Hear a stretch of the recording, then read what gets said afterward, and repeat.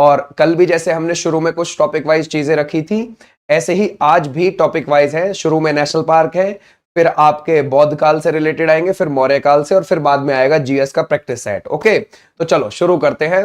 नमस्ते, most welcome आप सभी का। पहला क्वेश्चन आपके सामने ये रहा, निम्नलिखित में से कौन सा बाघ अभ्यारण्य ओडिशा में आपको लगता है? जरा बताओ। हम किसके बारे में पूछ रहे हैं? हम टाइगर रिजर्व के बारे में बात कर रहे हैं, यानी कि हम अभ्यारण्य के बारे में बात कर रहे हैं। ठीक है भाई, क्लियर हो जाएगा। अभ्यारण्य, अभ्यारण्य अगर आप देखोगे तो अभी हमारे देश में कितने हो जाएंगे? 58 हो जाएंगे। जो ये 58वां है वो कौन सा है? माधव नेशनल पार्क बना है। माधव नेशनल पार्क आपको कहां पर देखने को मिलेगा? मध्य प्रदेश में आपको देखने को मिलेगा। लेकिन अगर आप देखोगे कान्हा टाइगर रिजर्व, ये आपको मध्य प्रदेश में देखने को मिल जाएगा। डंपा वाला आपको मिजोरम में देखने को मिल जाएगा, मिजोरम में। ठीक है भाई। और अगर आप देखोगे पेंच राष्ट्रीय उद्यान, ये आपको देखने को मिल जाएगा कहां पर? मध्य प्रदेश में। तो हमारा राइट आंसर है Satkosia tiger reserve is the right answer. Okay, कौन सा है? सतकोसिया वाले बच्चे, बिल्कुल ठीक। आ जाओ नेक्स्ट पर, नेक्स्ट देखते हैं। बोलता है भारत में मानस राष्ट्रीय उद्यान आपको कहां पर लगता है? जरा बताओ। मानस ये आपको कहां पर देखने को मिलेगा? क्या राजस्थान में? नहीं, राजस्थान में आपको रणथंभौर के नाम से आपको नेशनल पार्क देखने को मिलेगा। ठीक है भाई, क्लियर हो जाएगा। ये आपको इस नाम से, फिर डेजर्ट नेशनल पार्क के नाम से मिलेगा। डेजर्ट नेशनल पार्क के नाम से आपको देखने को मिलेगा। क्या ये मध्य प्रदेश में? नहीं, मध्य प्रदेश में भी नहीं है, ये असम के अंदर है, असम में है। और ये मानस नदी, ठीक है भाई, ध्यान रखोगे। कौन सी? मानस नदी के किनारे पर आपको देखने को मिलेगा। क्लियर हो जाएगा, मानस नदी के किनारे पर है। तो ऐसे भी आप ध्यान रखोगे। आ जाओ नेक्स्ट पर। बोलते हैं जिम कॉर्बेट राष्ट्रीय उद्यान, ये आपको किस स्थान पर लगता है? कौन सा है? जिम कॉर्बेट है। देखो, जिम कॉर्बेट भारत का सबसे पुराना राष्ट्रीय उद्यान है।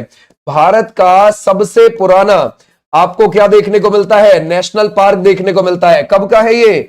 1936 में इसकी स्थापना हुई थी। ओके, और इसे हम हेली नेशनल पार्क भी बोलते हैं, हेली नेशनल पार्क भी कहते हैं हम इसे। ठीक है भाई, या फिर हम इसे रामगंगा नेशनल पार्क भी बोलते हैं, रामगंगा नेशनल पार्क। ठीक है, कहां पर आपको ये देखने को मिल जाएगा? उत्तराखंड में आपको देखने को मिलेगा। यहां से कौन सी नदी जाती है ना? ये आपकी जो नदी है यहां से रामगंगा होकर जाती है, रामगंगा नदी होकर जाती है यहां से।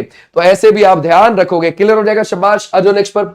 साइलेंट वैली राष्ट्रीय उद्यान आपको कहां मिलता है? क्या ये छत्तीसगढ़ में या केरल में या तमिलनाडु में या फिर ओडिशा लगाओगे आप? इसमें से किसकी बात कर रहे हैं? हम साइलेंट वैली नेशनल पार्क की बात कर रहे हैं।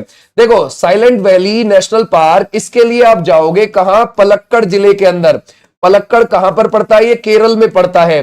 ठीक है भाई, वहां पर आपको साइलेंट वैली देखने को मिलेगी। उसी घाटी को नेशनल पार्क डिक्लेयर कर दिया है। यहां से कौन सी नदी होकर जाती है? यहां से कुंती नदी होकर जाती है, या फिर आप बोल सकते हो कुंती पुजा नदी होकर जाती है, कुंती पुजा नदी। ठीक है भाई, या फिर आप बोल सकते हो कुंती पुड़ा नदी होकर जाती है, कुंती पुड़ा नदी होकर जाती है यहां से। ओके, तो हमारा राइट आंसर हो जाएगा Kerala is the right answer. यहां पर पहुंचने वाले पहले अंग्रेज कौन है? यहां पर पहुंचने वाले पहले अंग्रेज कौन हो जाएंगे? वो हो जाएंगे रॉबर्ट व्हाइट। ठीक है भाई, रॉबर्ट व्हाइट हो जाएंगे। और वो कब पहुंच गए थे? 1847 में, हमारी आजादी के 100 साल पहले पहुंच गए थे। ठीक है भाई, आ जाओ नेक्स्ट पर। बोलते हैं कान्हा राष्ट्रीय उद्यान किसके लिए फेमस है? गाय, हाथी, बाघ या फिर शेर के लिए? जरा बताओ। अगर हम देखें कान्हा जो राष्ट्रीय उद्यान आपको देखने को मिलता है, ये जो नेशनल पार्क है, ये किसके लिए प्रसिद्ध है? क्या यहां पर गाय मिलती है, हाथी या फिर बाघ या फिर शेर? कौन सी चीज इसमें से देखने को मिलती है? कान्हा मध्य प्रदेश का सबसे बड़ा नेशनल पार्क है। ठीक है भाई, ध्यान रखोगे। मध्य प्रदेश का सबसे बड़ा नेशनल पार्क, सबसे बड़ा नेशनल पार्क है। और हमारे देश में कुल 107 नेशनल पार्क है। ठीक है भाई, ध्यान रखोगे। 107 हमारे यहां पर नेशनल पार्क है। ये भी आप ध्यान रखोगे। किसके लिए? ये बाघ के लिए फेमस है, यानी कि टाइगर्स के लिए प्रसिद्ध है। आ जाओ नेक्स्ट पर। बांदीपुर टाइगर रिजर्व और राष्ट्रीय उद्यान आपको कहां पर लगता है? बांदीपुर वाला कहां पर है? जरा बताओ। अगर हम देखें बनेरघट्टा नेशनल पार्क आपको कहां मिलेगा? नागरहोल आपको कहां पर देखने को मिलेगा? नेशनल पार्क है ना भाई। तितली अभ्यारण्य आपको कहां पर देखने को मिलेगा? तितली अभ्यारण्य। तो ये सब आपको देखने को मिलते हैं कहां पर? ये सब आपको देखने को मिल जाएंगे कर्नाटक के अंदर। ठीक है भाई, Karnataka is the right answer. शाबाश, बहुत अच्छे। पन्ना राष्ट्रीय उद्यान आपको किस स्थान पर लगता है? पन्ना कहां पर है? जरा बताओ। अगर हम देखें, क्या ये छतरपुर में देखने को मिलेगा हमें? ये आपको पन्ना प्लस छतरपुर, इन दोनों में आपको देखने को मिलेगा मध्य प्रदेश के अंदर। ठीक है भाई, कहां पर? मध्य प्रदेश में। तो हमारा राइट आंसर कौन सा हो जाएगा? ये आपको मध्य प्रदेश में देखने को मिलता है, पन्ना राष्ट्रीय उद्यान। क्लियर है? शाबाश। आ जाओ नेक्स्ट पर। कंचनजंगा राष्ट्रीय उद्यान आपको कहां पर देखने को मिलेगा? कंचनजंगा तो एक पर्वत का भी नाम है ना, और कंचनजंगा एक बायोस्फीयर रिजर्व भी है। अगर आप देखोगे कंचनजंगा सर, ये तो एक बायोस्फीयर रिजर्व भी है और एक नेशनल पार्क भी है, एक पर्वत का भी नाम है ना। तो हमारा राइट आंसर क्या हो जाएगा? सिक्किम वाले बच्चे बिल्कुल बिल्कुल ठीक है, Sikkim is the right answer. शाबाश, बहुत अच्छे। सरिस्का राष्ट्रीय उद्यान आपको कहां पर देखने को मिलता है? जरा बताओ, हम सरिस्का के बारे में बात कर रहे हैं, क्या ये कर्नाटक में या नहीं? कर्नाटक में तो नागरहोल, बनेरघट्टा, बांदीपुर ये मिलेंगे हमें। क्या ये तेलंगाना में? नहीं, तेलंगाना में भी नहीं है। कंवल वन्यजीव अभ्यारण्य हमको तेलंगाना में मिल जाता है। तो ये कहां पर है सरिस्का वाला? राजस्थान में, अलवर में। कहां पर आपको देखने को मिलेगा? अलवर में आपको देखने को मिलेगा। और अगर आपसे पूछा जाए केवलादेव घाना नेशनल पार्क कहां है? केवलादेव घाना नेशनल पार्क ये आपको है ना भाई, भरतपुर में देखने को मिल जाएगा, राजस्थान के। भरतपुर में राजस्थान के देखने को मिल जाएगा। क्लियर? शाबाश, बहुत अच्छे। बोलते हैं मुरलैन राष्ट्रीय उद्यान आपको कहां पर लगता है? कौन सा वाला? मुरलैन वाला हम देख रहे हैं। कहां होगा ये मुरलैन वाला? जरा बताओ क्या लगाओगे? जैसे मैं आपसे पूछूं, बिहार में सिर्फ एक ही नेशनल पार्क है, वाल्मीकि नेशनल पार्क। याद रखोगे, Valmiki national park only Bihar में एक पड़ेगा, पश्चिम चंपारण में है ये भी आप ध्यान रखोगे। ठीक है भाई, क्लियर हो जाएगा। ऐसे ही अगर आपसे मुरलैन के बारे में पूछे तो मिजोरम में है, मिजोरम। क्या बात है, बहुत अच्छा आंसर कर रहे हो। आ जाओ नेक्स्ट पर। निम्नलिखित में से कौन राजस्थान में स्थित नहीं है? चलो देखते हैं, कोई एक इसमें से राजस्थान में नहीं है। क्या आप लगाओगे? मरुस्थल राष्ट्रीय उद्यान नहीं है, केवलादेव राष्ट्रीय उद्यान नहीं है, या फिर रणथंभौर राष्ट्रीय उद्यान नहीं है, या फिर इनमें से कोई भी नहीं? कौन सा ऑप्शन बिल्कुल करेक्ट होगा यहां पर? जरा बताओ भाई, राजस्थान में इसमें से कौन सा नहीं है ना? एक कौन लगा रहा है? 11 का एक ऐसे। मरुस्थल राष्ट्रीय उद्यान है। मरुस्थल को क्या बोलते हैं? Desert national park. ओके, देखो अभी अभी लिखवाया था मैंने, डेजर्ट नेशनल पार्क है वहां पर, है ना भाई? है ना भाई? केवलादेव राष्ट्रीय उद्यान ये भी है, लेकिन इनमें से कोई नहीं। ये ऑप्शन को हटा देंगे आप, इसको निकाल दो। C is the right answer. Okay, clear हो जाएगा। सी को हटाओगे भाई, ये सारे हैं राजस्थान में। ऑप्शन नंबर सी हटाओ यहां से। आ जाओ नेक्स्ट पर। काजीरंगा राष्ट्रीय उद्यान आपको कहां पर देखने को मिलेगा? भाई काजीरंगा अभी हमने देखा, बायोस्फीयर रिजर्व भी है। ठीक है भाई, काजीरंगा। आज जरा बताओ इसमें से क्या हो जाएगा? ये असम में, मणिपुर में, या फिर आप लगाओगे नागालैंड में, या फिर मिजोरम में? तो एक सींग वाला गेंडा मिलता है ना? अगर आप देखोगे एक सींग वाला गेंडा। ठीक है भाई, ध्यान रखोगे, ये आप ध्यान रखोगे। क्लियर हो जाएगा। तो हमारा राइट आंसर ये। शाबाश, बहुत अच्छे। बोलते हैं सिमलीपाल राष्ट्रीय उद्यान कहां पर आपको देखने को मिलता है? सिमलीपाल ये कहां होगा? सिमलीपाल वाला अगर हम देखें, जो हमारा सिमलीपाल वाला है, जो एक नेशनल पार्क है सिमलीपाल वाला, वो क्या गुजरात में, झारखंड में, उड़ीसा में, या फिर राजस्थान में है? सर ये तो हमें उड़ीसा में देखने को मिलेगा। ठीक है भाई, क्लियर हो जाएगा। अगर आपसे पूछा जाए सतकोसिया टाइगर रिजर्व कहां मिलता है, तो ये भी आपको उड़ीसा में देखने को मिलेगा। ठीक है भाई, उड़ीसा में सतकोसिया टाइगर रिजर्व कहां पर है? उड़ीसा में है। सिमलीपाल नेशनल पार्क कहां है? उड़ीसा में है। क्लियर हो जाएगा। आ जाओ नेक्स्ट पर। दचीगम राष्ट्रीय उद्यान आपको कहां देखने को मिलेगा? दचीगम मतलब 10 गांव। ठीक है भाई, जरा बताओ, अगर आपसे पूछा जाए दचीगम जो नेशनल पार्क है, इसका मतलब है 10 गांव। अब ये 10 गांवों को मिलाकर बना हुआ है एक नेशनल पार्क। तो ये कहां पर आपको देखने को मिलेगा? 1981 में बना था, है ना? कब बना था? 1981 में इसकी स्थापना हुई है। तो हमारा राइट आंसर क्या हो जाएगा? जम्मू एंड कश्मीर लगा सकते हैं हम। जम्मू एंड कश्मीर वाले बच्चे बिल्कुल ठीक है, शाबाश। बोलते हैं गिर राष्ट्रीय उद्यान आपको कहां पर देखने को मिलेगा? कौन सा है? गिर। यहां पर क्या मिलते हैं? एशियाई शेर आपको दिखाई देते हैं। एशियाई शेर मिलते हैं यहां पर, एशियाई शेर मिलते हैं। गिर की पहाड़ी भी है ना भाई? गिर की पहाड़ी भी आपको देखने को मिल जाएंगी। कहां? गुजरात के अंदर। गिरनार की पहाड़ी भी है गुजरात में, ये भी ध्यान रखना। गिरनार की पहाड़ी भी आपको देखने को मिलती है गुजरात में, है ना? गिर की पहाड़ी, गिरनार की पहाड़ी, कच्छ, मांडव, बरदा की पहाड़ी, है ना? अगर आप देखोगे कच्छ की पहाड़ी भी है यहां पर गुजरात में, मांडव की पहाड़ी भी है यहां पर, और ध्यान रखोगे बरदा की पहाड़ी भी है यहां पर, बरदा। तो ये सब पहाड़ियां यहां पर देखने को मिलती हैं। क्लियर हो जाएगा, शाबाश। आ जाओ नेक्स्ट पर। केवलादेव राष्ट्रीय उद्यान ये कहां है? केवलादेव घाना राष्ट्रीय उद्यान कहां पर देखने को मिलेगा? अभी देखा था हमने, जरा बताओ। केवलादेव घाना, है ना? केवलादेव घाना नेशनल पार्क ये आपको कहां पर देखने को मिलेगा? ये आपको राजस्थान में देखने को मिलेगा, राजस्थान में आपको देखने को मिलेगा, भरतपुर में देखने को मिलेगा, है ना भाई। भरतपुर में क्या, अगर आप देखोगे ये एक वाइल्ड लाइफ सेंचुरी भी है, हाँ ये एक वाइल्ड लाइफ सेंचुरी भी है, ठीक है भाई। ध्यान रखोगे, वन्य जीव अभ्यारण्य था पहले, फिर इसको नेशनल पार्क डिक्लेयर कर दिया, ठीक है भाई। आज नेक्स्ट पर, तडोबा राष्ट्रीय उद्यान आपको कहां पर लगता है? तडोबा वाला कहां पर है ये जरा बताओ। क्या आप लगाओगे झारखंड में है, महाराष्ट्र में है, छत्तीसगढ़ में है, या फिर इनमें से कोई भी नहीं है? ये कौन सा है? अगर हम देखें तडोबा राष्ट्रीय उद्यान, ये आपको कहां पर देखने को मिलेगा? सर तडोबा अंधेरी, है ना, तडोबा अंधेरी टाइगर रिजर्व है और तडोबा नेशनल पार्क है। तो हमारा राइट आंसर कहां है? महाराष्ट्र में ही तो है ये, है ना भाई, Maharashtra is the right answer, बिल्कुल सही है। आ जाओ नेक्स्ट पर, बोलता है पलानी हिल्स राष्ट्रीय उद्यान कहां पर है? अब पलानी की पहाड़ी जहां है वही होगा, ठीक है भाई। अगर हम देखें जहां पर पलानी की पहाड़ी है, पलानी की पहाड़ी है वहीं तो होगा। अब जरा बताओ, क्या ये तमिलनाडु में, असम में, इनमें से कोई भी नहीं, या फिर मध्य प्रदेश हो जाएगा?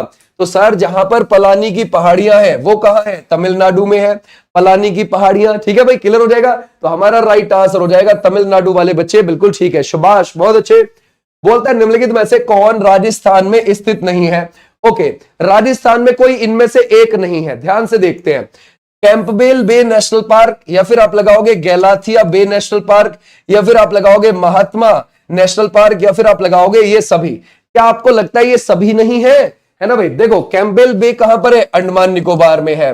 ओके, गैलाथिया बे कहां पर है? अंडमान निकोबार में है। महात्मा गांधी नेशनल पार्क कहां पर है? अंडमान निकोबार में है, ठीक है भाई। रानी झांसी के नाम से आपको कहां मिलेगा? वो भी आपको अंडमान निकोबार में ही मिलेगा। उत्तरी बटन के नाम से उत्तरी Button national park Andaman Nicobar में है। मध्य Button national park Andaman Nicobar में है। दक्षिणी Button national park Andaman Nicobar में है। तो ऐसे आप ध्यान रखोगे ये सभी, ठीक है भाई, ऑल इज राइट आंसर, शाबाश, बहुत अच्छे। बोलता है नामदफा नेशनल पार्क, ये आपको कहां पर स्थित लगता है? जरा बताओ, किसके बारे में कर रहे हैं? नामदफा, क्या हिमाचल प्रदेश में, अरुणाचल प्रदेश, आंध्र प्रदेश, या फिर उत्तर प्रदेश? अगर हम देखेंगे नामदफा नेशनल पार्क, है ना भाई, क्लियर हो जाएगा। तो ये कहां पर है? नामदफा, नामदफा हमारे देश का, है ना, हमारे देश का सबसे पूर्वी है, ठीक है भाई। तो ये कहां पर मिलेगा? अरुणाचल प्रदेश में आपको देखने को मिलेगा। ये सबसे पूर्वी है, हमारा पूर्वी नेशनल पार्क है, बिल्कुल म्यांमार की जड़ में है, म्यांमार की जड़ में है ये बात ध्यान रखना। और अरुणाचल प्रदेश में पड़ता है, अच्छी खासी हाइट पर भी है ये, क्लियर हो जाएगा। आ जाओ नेक्स्ट पर। बोलता है मुदुमलाई अभ्यारण्य किसके लिए प्रसिद्ध है? जरा बताओ कौन सा? मुदुमलाई, ये किसके लिए है? पहली बात है कहां ये अभ्यारण्य? ये बाघ के लिए, हाथी के लिए, बाइसन के लिए, या फिर पक्षी के लिए है? अगर हम देखें जो ये मुदुमलाई वाला हमें देखने को मिलता है, ये है तमिलनाडु के अंदर। कहां पर है? तमिलनाडु में। और ये क्या है? एक बाघ के लिए प्रसिद्ध है ये, है ना भाई, ये टाइगर्स के लिए प्रसिद्ध है। तो ए इज राइट आंसर, हाथी के लिए नहीं है भाई, गड़बड़ हो जाएगी, है ना। आ जाओ नेक्स्ट पर। बोलते हैं फूलों की घाटी राष्ट्रीय उद्यान, ये आपको कहां पर देखने को मिलेगा? कौन सा है? फूलों की घाटी वाला है, शाबाश, बहुत अच्छे। अगर हम देखें फूलों की घाटी, ये आपको कहां पर देखने को मिलेगा? फूलों की घाटी को एक नेशनल पार्क घोषित कर दिया है अब, ये उत्तराखंड में आपको देखने को मिलती है। तो हमारा राइट आंसर हो जाएगा ये वाले बच्चे, बिल्कुल ठीक। इसकी जो खोज हुई थी अंग्रेजों ने की थी, और ये कब की थी? 1931 में की थी, है ना, क्लियर हो जाएगा, 1931 में। आ जाओ नेक्स्ट पर। हिम तेंदुआ का घर हेमिस नेशनल पार्क, ये कहां पर है? हेमिस नेशनल पार्क आपको कहां पर देखने को मिलेगा? क्या ये हिमाचल प्रदेश में, लक्षद्वीप में, या फिर अरुणाचल प्रदेश, या फिर लद्दाख में है? हम किसकी बात कर रहे हैं? हेमिस नेशनल पार्क की बात कर रहे हैं। हेमिस नेशनल पार्क आपको कहां देखने को मिलेगा? Ladakh is the right answer. कहां पर है ये? लद्दाख के अंदर है, क्लियर हो जाएगा, समझ गए। हेमिस मठ भी वहीं पर ही है। अगर आपसे पूछा जाए हेमिस मठ कहां है, ये भी आपको वहीं देखने को मिलेगा, ठीक है भाई, लद्दाख में। रणथंबोर नेशनल पार्क, है ना भाई, ये कहां है? अभी हमने देखा था, क्या हो जाएगा इसमें से? राजस्थान है, केरल है, पंजाब है, या फिर आप लगाओगे हरियाणा है। रणथंबोर को देखते हैं। रणथंबोर वाला हमें कहां मिलेगा? राजस्थान में मिलेगा। डेजर्ट वाला भी वहीं मिलेगा, है ना भाई, ध्यान रखोगे। सरिस्का वाला भी वहीं मिलेगा, केवलादेव घाना वाला भी वहीं मिलेगा, ठीक है भाई, शाबाश। आ जाओ नेक्स्ट पर। बोलता है भारत का पहला राष्ट्रीय उद्यान कौन सा है? अब पहला भी देख लेते हैं एक बार कि भाई पहला वाला कौन सा है भारत का, जो 1936 में ही बन गया था। तो हमारा राइट आंसर कौन सा हो जाएगा? कॉर्बेट नेशनल पार्क, जिसको हम हेली नेशनल पार्क बोलते हैं, या फिर रामगंगा नेशनल पार्क बोलते हैं, ठीक है भाई, क्लियर हो जाएगा। राजा जी वाला कहां है, ये भी आपको उत्तराखंड में ही देखने को मिल जाएगा। कान्हा वाला कहां मिल जाएगा आपको, मध्य प्रदेश में देखने को मिल जाएगा। दुधवा वाला बताओ, दुधवा वाला कहां पर है, कौन से राज्य में है ये। तो ये थे तुम्हारे नेशनल पार्क से रिलेटेड क्वेश्चन। अब अगले टॉपिक पे चलते हैं, ठीक है भाई, अगला टॉपिक पर आते हैं और देखते हैं मौर्य वंश से संबंधित क्वेश्चन अब तुम्हारे शुरू हो जाएंगे। तो उम्मीद है तुम्हारी बहुत सारी चीजें इसमें क्लियर हुई होंगी, ठीक है भाई।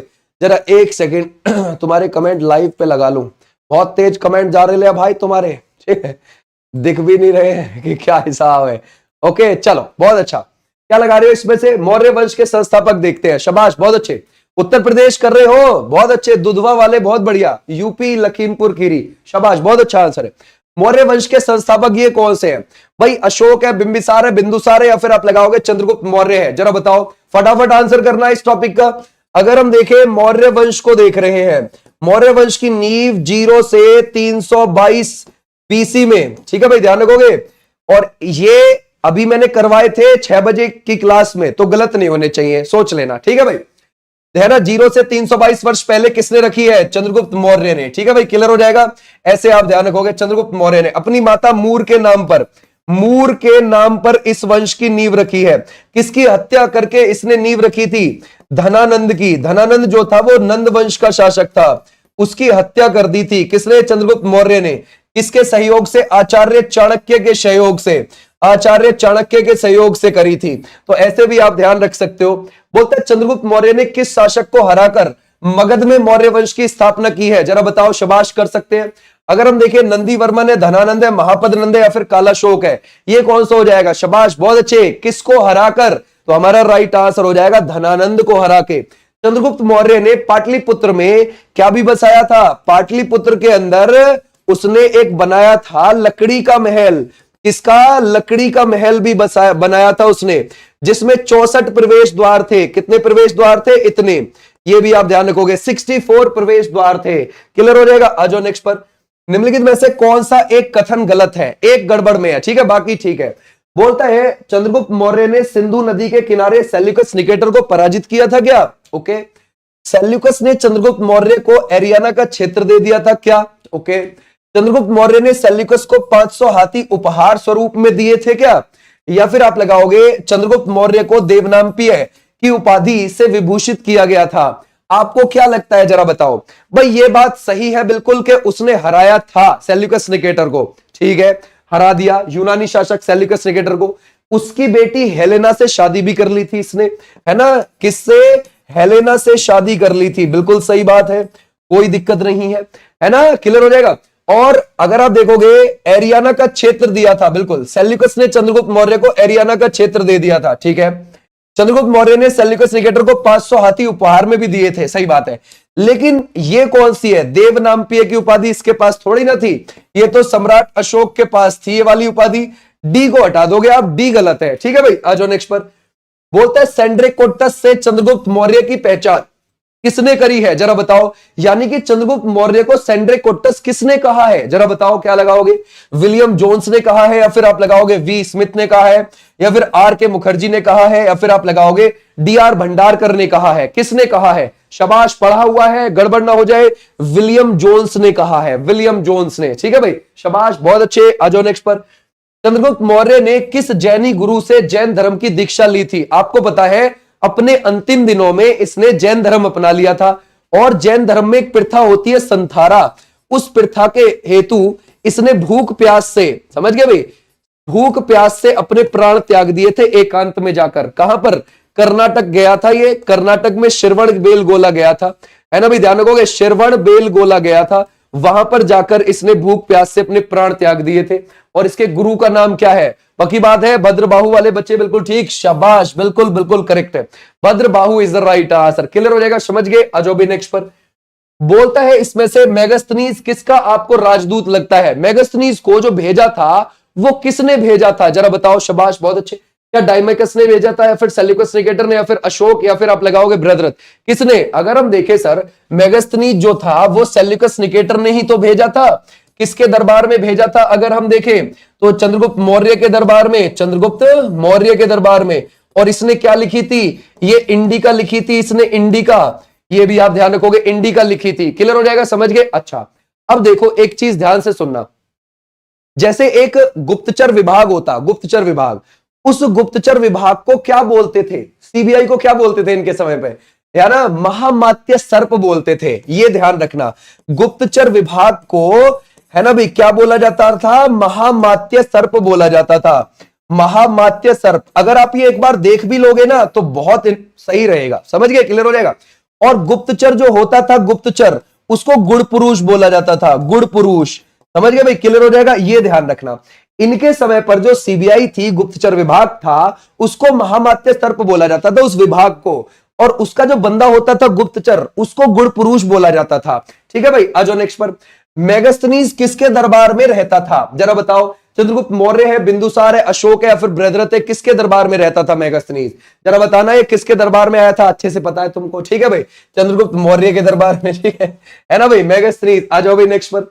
इंडिका के लेखक आपको कौन लगते हैं, जरा बताओ। डायमेकस है, आर्यभट्ट है, मेगास्थनीज है, या फिर आप लगाओगे एथिनीसियस है, और कौन सा हो जाएगा, ऑब्वियसली हमारा right answer Megasthenes is the right answer, सोचने वाली बात नहीं है, शाबाश। चंद्रगुप्त मौर्य और सेल्यूकस निकेटर के बीच हुए युद्ध का वर्णन किसकी पुस्तक में मिलता है, सेल्यूकस निकेटर को हरा दिया था भाई, लेकिन ये हरा दिया वाली कहानी किसकी बुक में है, क्या पाणिनि के में है, अरस्तु के में है, चाणक्य की में है, या फिर एपियानस की में हो जाएगा, जरा बताओ। तो हमारा राइट आंसर क्या हो जाएगा, एपियानस की बुक में आपको देखने को मिलता है, एपियानस बुक में, ठीक है भाई, शाबाश, बहुत अच्छे, वेरी गुड। आ जाओ नेक्स्ट पर।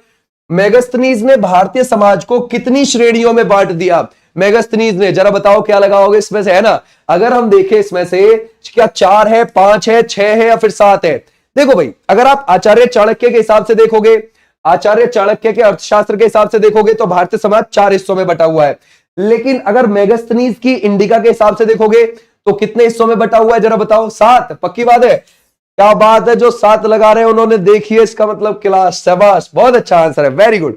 अच्छा, ये जो 7 है वो कौन कौन से हैं, जैसे कि एक है ब्राह्मण, ठीक है भाई, ध्यान रखोगे, ब्राह्मण, एक आपको देखने को मिल जाएगा इसमें से क्षत्रिय, है ना भाई, ध्यान रखोगे, एक आपको देखने को मिल जाएगा वैश्य, एक हो गया शूद्र। देखो ये तो 4 पार्ट तो आपको देखने को मिल ही जाएंगे, ये तो अर्थशास्त्र में भी देखने को मिल जाएंगे आचार्य चाणक्य के, लेकिन उसने 3 हिस्से और जोड़े मेगास्थनीज ने अपनी इंडिका में, कौन कौन से, जैसे कि कृषक, ठीक है भाई, ध्यान रखोगे, कृषक को जोड़ा, जैसे कि इसने कारीगर को जोड़ा, ठीक है भाई, ध्यान रखोगे, कृषक को जोड़ा, कारीगर को जोड़ा, और शिकारी को जोड़ा, इसने किसको, शिकारी को, ये भी आप ध्यान रखोगे, इसने 3 को और जोड़ा था, तो हमारा राइट आंसर है 7 में बांटा है इसने। आ जाओ भाई नेक्स्ट पर।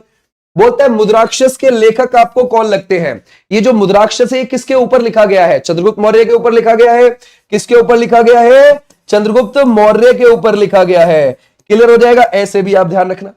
चंद्रगुप्त मौर्य के ऊपर तो लिखा गया है, किसने लिखा है, क्या पाणिनि ने लिखा है, विशाखदत्त, कालिदास, या फिर चाणक्य, तो Vishakhadatta is the right answer, clear हो जाएगा, शाबाश। तो हमारा राइट आंसर ये वाले बच्चे बिल्कुल ठीक है। बोलते हैं किस मौर्य शासक ने पूरे उत्तर भारत पर पहली बार अपना आधिपत्य स्थापित कर दिया था, यानी कि पूरा उत्तर भारत उसने अपने कब्जे में ले लिया था अच्छे से, और सबसे बड़ा जो साम्राज्य था भारत का वो चंद्रगुप्त मौर्य के समय पर ही था, तो हमारा राइट आंसर क्या हो जाएगा ये। इस समय पर मौर्य काल में राज्यों को चक्र बोला जाता था, क्या बोला जाता था, चक्र। बोलते किस मौर्य शासक को अमित्रघात के नाम से जाना जाता है। अब आ जाते हैं अमित्रघात के ऊपर, ठीक है भाई। तो 297 बीसी में कौन गद्दी पे बैठा, देखो 322 बीसी में गद्दी पर कौन बैठा था, चंद्रगुप्त मौर्य, जिसने मौर्य वंश की नींव रखी थी। उसके बाद उसका बेटा 297 बीसी में कौन बैठा है, अब आके बिंदुसार गद्दी पर बैठ गया, ठीक है भाई, ध्यान रखोगे, कौन बैठ गया यहां पर, बिंदुसार, इसी को बोला जाता है अमित्रघात, क्लियर हो जाएगा, शाबाश। आ जाओ नेक्स्ट पर। बोलता है वायु पुराण में किस मौर्य शासक को भद्रसार भी कहा गया है, भद्रसार किसको कहा गया है भाई, जरा बताओ। क्या अशोक को बोला गया है, बिंबिसार को, या फिर बिंदुसार को, है ना, क्या हो जाएगा, किसको पढ़ रहे हैं हम, जरा बताओ। हम बिंदुसार को पढ़ रहे हैं, उसको भद्रसार भी बोला गया है, अमित्रघात भी बोला गया है, ठीक है भाई, शाबाश, बहुत अच्छे। आ जाओ नेक्स्ट पर। डायमेकस किसके दरबार में आया था, अच्छा ठीक है भाई, सेल्यूकस निकेटर ने भेजा था चंद्रगुप्त मौर्य के दरबार में मेगास्थनीज को। मेगास्थनीज का उत्तराधिकारी कौन है ना, मेगास्थनीज के बाद, है ना, अगर आप देखोगे बिंदुसार के दरबार में कौन आया है ना भाई, डायमेकस ही तो आया है, ध्यान रखोगे, डायमेकस ही तो आया है, क्लियर हो जाएगा। तो डायमेकस किसके दरबार में आया, बिंदुसार के दरबार में आया। तक्षशिला में हुए विद्रोह को दबाने के लिए बिंदुसार ने किसे भेजा था, जरा बताओ क्या लगाओगे। तक्षशिला में क्या हो गया था, विद्रोह हो गया था, तक्षशिला जिधर आज पाकिस्तान पड़ता है उस तरफ पड़ता था, ठीक है भाई। तो तक्षशिला की तरफ 2 बार भेजा गया था, किसको? अशोक को, ठीक है भाई। ध्यान रखोगे, विद्रोह को दबाने के लिए बिंदुसार ने भेजा था, ठीक है भाई। तो ऐसे भी आप ध्यान रखोगे। आ जाओ नेक्स्ट पर। बोलता है सुदर्शन झील का निर्माण किसने करवाया है? सुदर्शन झील आपको देखने को मिल जाएगी कहां पर? ये आपको गुजरात के अंदर देखने को मिल जाएगी।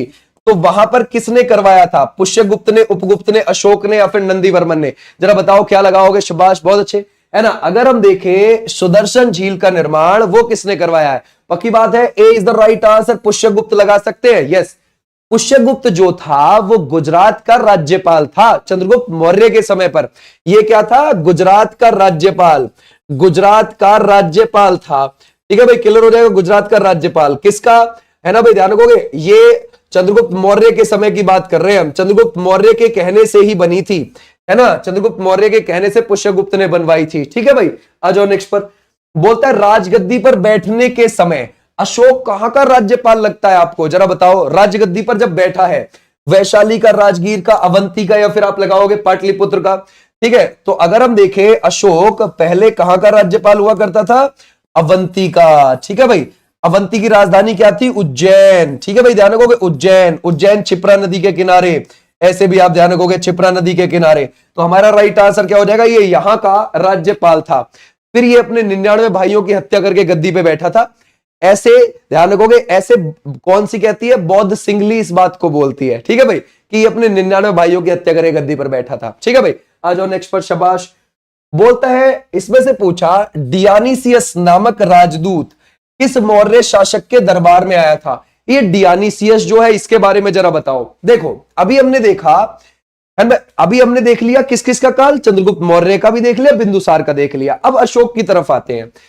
अब देखो 297 बीसी में तो बिंदुसार बैठ गया था। इसके बाद जो बैठा है 273 बीसी पे जाके कौन? सम्राट अशोक गद्दी पर बैठ गया और उसने 269 बीसी में अपना राज्याभिषेक करवा लिया और 261 बीसी में उसने कलिंग की लड़ाई लड़ी है ना भाई। क्लियर हो जाएगा, कलिंग की लड़ाई उसने लड़ी है, ठीक है, नो प्रॉब्लम यहां तक। अब बात आती है कि डियानीसियस जो आया था ये किसके दरबार में आया है? तो ये सम्राट अशोक के दरबार में आया है, ठीक है भाई। क्लियर हो जाएगा, ऐसे आप ध्यान रखना। अच्छा, इन अशोक के समय पर अधिकारी को क्या बोला जाता था? तीर्थ बोला जाता था, तीर्थ। और कितने तीर्थ हुआ करते थे? 18 तीर्थ हुआ करते थे, ये भी आप ध्यान रखोगे। आ जाओ नेक्स्ट पर। किस बौद्ध भिक्षु ने अशोक को बौद्ध धर्म की दीक्षा दी थी? अशोक को बौद्ध धर्म के बारे में समझाया था कि भाई ऐसे ऐसे, ये हिसाब लगा लो। जरा बताओ क्या लगाओगे? नागसेन, उपगुप्त, वसुमित्र, या फिर आप लगाओगे अश्वघोष है। जरा बताओ क्या होगा? अगर हम देखें, बौद्ध भिक्षु ने अशोक को बौद्ध धर्म की दीक्षा दी है उपगुप्त नाम के ने। किसने? उपगुप्त नाम के ने दी है, ये भी आप ध्यान रखोगे। अगर हम देखें, अशोक अपने क्या लिखवाता था? शिलालेख लिखवाता था। शिलालेख का वर्णन हमने कब से पता चला है? मौर्य साम्राज्य के अशोक से ही पता चला है कि हाँ, शिलालेख पे भी कुछ चीज लिखवाई जाती थी। ओके, इसके 33 शिलालेख आपको देखने को मिलते हैं, टोटल 33। उसमें से 14 हैं इसके प्रमुख और इन 33 में से 7 हैं इसके स्तंभ वाले, ठीक है भाई। क्लियर हो जाएगा, 7 हैं स्तंभ वाले, ठीक है भाई। क्लियर हो जाएगा। ज्यादातर पे जो आपको भाषा यूज होती हुई देखने को मिलेगी वो प्राकृत भाषा देखने को मिलेगी इसके, और लिपि ब्रह्मी देखने को मिलेगी। कौन सी? ब्रह्मी लिपि आपको देखने को मिलेगी इसकी। वैसे शाहबाजगढ़ी और मानसेहरा जो पाकिस्तान के हैं ना इसके शिलालेख, उन पर कौन सी देखने को मिलती है? अगर आप देखोगे लिपि, वहां खरोष्टी देखने को मिलती है। खरोष्टी है ना, वो इधर से इधर की ओर लिखी जाती है, राइट से लेकर लेफ्ट की ओर लिखी जाती है, ठीक है। ऐसे आप ध्यान रखोगे। तो ये हो गया हमारा यहां पर मौर्य काल से रिलेटेड। मौर्य काल का आखिरी शासक कौन था? बृहद्रथ था। बृहद्रथ की हत्या किसने कर दी थी? उसी के सेनापति ने कर दी थी, पुष्यमित्र शुंग ने, ठीक है भाई। पुष्यमित्र शुंग ने कर दी थी और शुंग वंश की नींव उसने रख दी थी। क्लियर हो जाएगा, समझ गए। इनके समय पर पण जो हुआ करती थी ना, वो बहुत प्रचलित मुद्रा हुआ करती थी, पण, ठीक है भाई। पण, बड़े से बड़े अधिकारी को 48,000 पण मिल जाते थे, छोटे से छोटे काम करने वाले को 60 पण मिलते थे, ये भी आप ध्यान रखोगे। सबसे छोटी प्रशासनिक इकाई थी इनकी ग्राम, ठीक है, यानी कि गांव, ये भी आप ध्यान रखोगे। सबसे छोटी प्रशासनिक इकाई ये थी, है ना। अशोक के बेटा बेटी का नाम था महेंद्र और संघमित्रा। उसने अपने बेटा बेटी को कहां पर भेजा था? वो भेजा था बौद्ध धर्म की प्रचार प्रसार करने के लिए श्रीलंका, ठीक है। अब बौद्ध धर्म पे आ जाते हैं। अब बौद्ध धर्म से रिलेटेड क्वेश्चंस है तुम्हारे सामने, लगाओ। भगवान बुद्ध का जो जन्म है वो कहां पर हुआ है? जरा बताओ, शाबाश। भगवान बुद्ध के जन्म से रिलेटेड आपके सामने क्वेश्चन सब देखने को मिलेंगे। गड़बड़ ना हो जाए। देखो कितने सही थे 20 में से तुम्हारे, है भाई? अभी अभी जो तुमने करे हैं वो कितने सही करे क्या सारे गलत तो नहीं कर दिए? चलो देखते हैं। भगवान बुद्ध का जन्म, ठीक है, 563 बीसी में हुआ है, 0 से इतने वर्ष पहले। और ये कहां पर हुआ है? लुम्बिनी में हुआ है। लुम्बिनी कहां पर पड़ता है? ये नेपाल में पड़ता है। ओके, पहले ये कपिलावस्तु वाले क्षेत्र में पड़ता था, कपिलावस्तु के क्षेत्र में पड़ता था पहले, ठीक है। इनके पिता का नाम था शुद्धोदन, ठीक है भाई, क्या नाम था? शुद्धोदन था। और वो शाक्य कुल के प्रधान थे। कौन से? शाक्य कुल के प्रधान थे। इनकी माताजी का नाम क्या था? महामाया देवी। और महामाया देवी जी ने इनको जन्म कहां पर दिया था? साल के वृक्ष के नीचे दिया था इनको जन्म, ठीक है। इनकी माताजी की डेथ हो गई थी 7वें दिन भगवान बुद्ध को जन्म देने के ही। उसके बाद जो इनकी प्रजापति गौतमी, जो इनकी आपको मौसी लगती है, उन्होंने इनको भगवान बुद्ध को पाला बड़ा था, किया था। और 16 वर्ष की अवस्था में इनकी शादी करवा दी थी यशोधरा से। किससे? यशोधरा से। फिर 29 वर्ष की अवस्था में इन्होंने घर त्याग दिया था। घर त्यागने की अवस्था को बोला जाता है महाभिनिष्क्रमण। याद रखोगे, महाभिनिष्क्रमण बोला जाता है। ये भी आप ध्यान रखोगे, क्लियर हो जाएगा। अच्छा, अगर आप देखोगे फिर इनको ज्ञान की प्राप्ति 35 वर्ष की अवस्था में हो गई थी। कहां पर हो गई थी? वो हो गई थी बिहार के अंदर, गयाजी जिला पड़ता है, उसके अंदर एक बोध गया जगह पड़ती है। वहां पर इनको निरंजना या पुनपुन नदी के किनारे पर ज्ञान की प्राप्ति हो गई थी, पीपल के वृक्ष के नीचे। उसको महाबोधि वृक्ष बोला जाता है, ठीक है भाई। उन्होंने पहला उपदेश कहां पर दिया? आके सारनाथ में दिया। सारनाथ है यूपी के बनारस के पास, वहां पर है ना। अगर आप देखोगे 5 ब्राह्मणों को दिया था इन्होंने उपदेश। तो इनका जन्म कहां पर हुआ है? लुम्बिनी में। ऐसे आप ध्यान रखोगे। इसके आगे आगे चलते हैं। पहले बोलते हैं निम्नलिखित में से कौन सा गौतम बुद्ध के बारे में सही नहीं है? ओके, कोई एक चीज गलत नहीं है, मतलब है ना भाई, एक चीज मतलब सही नहीं है। ओके, तो वो कौन सी नहीं है? बौद्ध धर्म के संस्थापक गौतम बुद्ध थे, या फिर उनका जन्म, ध्यान रखोगे, 563 बीसी में हुआ। उन्हें एशिया का ज्योतिपुंज कहा जाता है। इनकी शिक्षाओं का संकलन जैदा अवेस्ता नामक ग्रंथ में आपको देखने को मिलता है। जरा बताओ कौन सा एक सही नहीं है ना भाई? शाबाश, बहुत अच्छे। गड़बड़ हो जाएगी सोच के, डी वाले बच्चे, होशियार हो तुम यार, बहुत अच्छा आंसर है। इसको आप हटा दोगे, ज्यादा अवस्था में नहीं मिलता है, क्लियर हो जाएगा। शाबाश, बहुत बहुत बढ़िया आंसर। आ जाओ नेक्स्ट पर। अब अगला देखते हैं। अगला तो बड़ा है भाई, स्टेटमेंट वाला है, सोच समझ के चलना। देखता हूं क्या लगाओगे। गौतम बुद्ध के पिता का नाम शुद्धोदन तथा माता का नाम महामाया देवी था। हाँ, शुरू के चीज में हमने ये पढ़ा है, सही हो सकता है।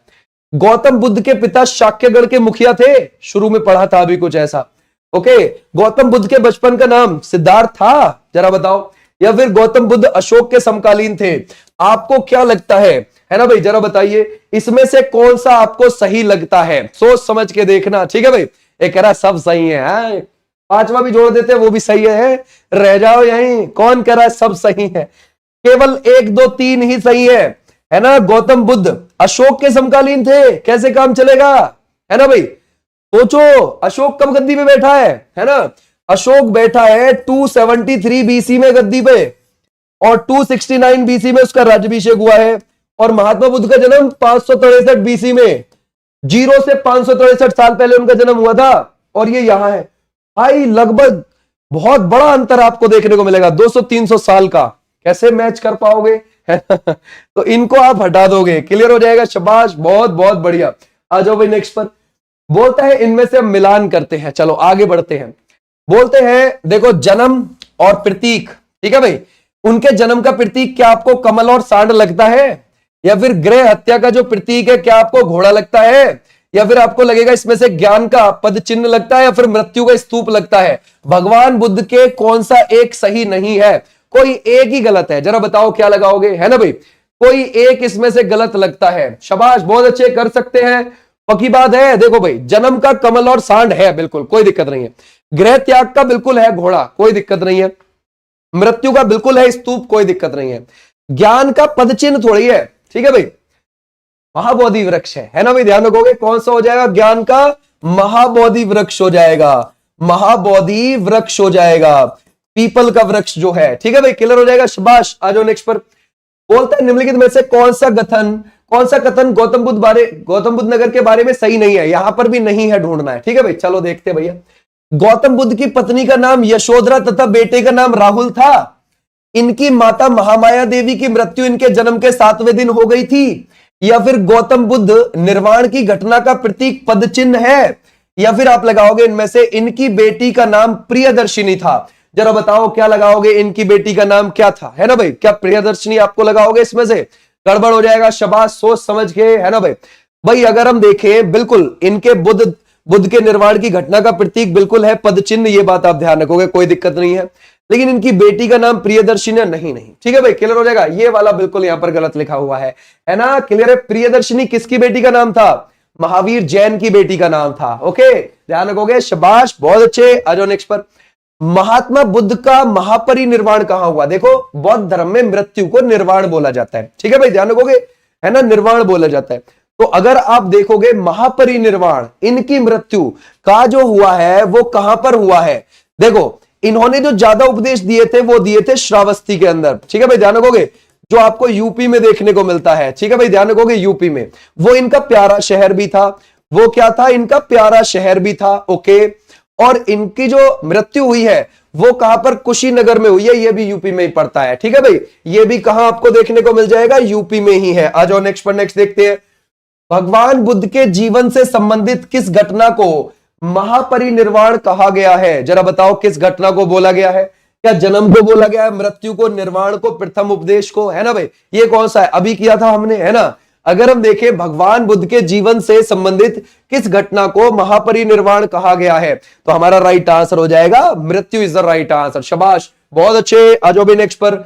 बोलता है महात्मा बुद्ध ने अपना प्रथम धम्मचक्र प्रवर्तन किस स्थान पर दिया था? धम्मचक्र प्रवर्तन क्या है ये, है ना भाई? यानी कि पहला उपदेश, इनके पहला उपदेश देने की घटना को धम्मचक्र प्रवर्तन बोला जाता है। अब जरा बताओ वो कहां दिया था? लुंबिनी में, सारनाथ में, पाटलिपुत्र में, या फिर वैशाली में? तो वो दिया था सारनाथ में। कितने? 5 ब्राह्मणों को, ठीक है भाई, ध्यान रखोगे, 5 ब्राह्मण को। और इनके 2 शिष्य जो बने थे शुरू में, वो दोनों शूद्र थे। उनका नाम क्या था? तपस्सु और भल्लिक नाम था। तपस्सु प्लस भल्लिक, ऐसे भी आप ध्यान रख सकते हो, तपस्सु और भल्लिक था, ठीक है भाई, क्लियर हो जाएगा। शाबाश, बहुत अच्छे। आ जाओ भाई नेक्स्ट पर। ये सारनाथ बनारस के पास जगह पड़ती है। आ जाओ नेक्स्ट पर। यूपी में। धम्मचक्र प्रवर्तन क्या है? जरा बताओ क्या हो जाएगा? रिलेट कर रहे हैं एक दूसरे से ये क्वेश्चन सारे। बोलता है धम्मचक्र प्रवर्तन आपको क्या लगता है? गौतम बुद्ध के जीवन की घटना है, या फिर गौतम बुद्ध के ज्ञान प्राप्ति की घटना है, या फिर गौतम बुद्ध का प्रथम उपदेश है, या फिर आप लगाओगे गौतम बुद्ध की मृत्यु है? जरा बताओ ये कौन सा लगता है? भाई धम्मचक्र प्रवर्तन है ना, गौतम बुद्ध के प्रथम उपदेश इज द राइट आंसर, जो सारनाथ में दिए गए थे, ठीक है भाई, क्लियर हो जाएगा। ऐसे भी आप ध्यान रखोगे। आ जाओ नेक्स्ट पर। बोलता है भगवान बुद्ध के जीवन से संबंधित किस घटना को महाविनिष्क्रमण बोला जाता है? कौन सी घटना को बोला जाता है? जन्म को बोला जाता है, मृत्यु को, निर्वाण को, या फिर आप लगाओगे गृह त्याग को? कौन सी घटना को बोला जाता है? अगर हम देखें भगवान बुद्ध के महाविनिष्क्रमण, वो बोला जाता है गृह त्याग को। और उन्होंने घर कब त्याग दिया था? 29 वर्ष की अवस्था में त्याग दिया था। ओके, उनकी पत्नी का नाम क्या था? यशोधरा, ठीक है भाई, क्या था? यशोधरा था। बोलता है, अब देखते हैं इनमें से मिलान कोई एक गलत है इसमें से, ठीक है, कोई एक गलत मिलान है। महाविनिष्क्रमण महात्मा बुद्ध का जन्म, या फिर आप लगाओगे महाविनिष्क्रमण सिद्धार्थ द्वारा गृह त्याग की घटना, धम्मचक्र प्रवर्तन भगवान बुद्ध द्वारा सारनाथ में दिया गया प्रथम उपदेश, महापरिनिर्वाण महात्मा बुद्ध की मृत्यु की घटना। कौन सा एक लगता है? फटाफट आंसर करो, कर सकते हो, है ना भाई? शाबाश, बहुत अच्छे, पक्की बात है, वाह, ए वाला ही है, ए पकड़ के। डी कौन कह रहा है? डी नहीं भाई, महापरिनिर्वाण भगवान बुद्ध की मृत्यु की घटना है, बिल्कुल सही है। ये वाला भी सही है, ये वाला भी सही है, ये भी, इसको हटा दोगे आप, है ना भाई, क्लियर हो जाएगा। ये बिल्कुल यहां पर गलत हो जाएगा। भगवान बुद्ध द्वारा गृह त्याग की घटना को क्या कहा गया? जरा बताओ, गृह त्याग की घटना को क्या बोला गया?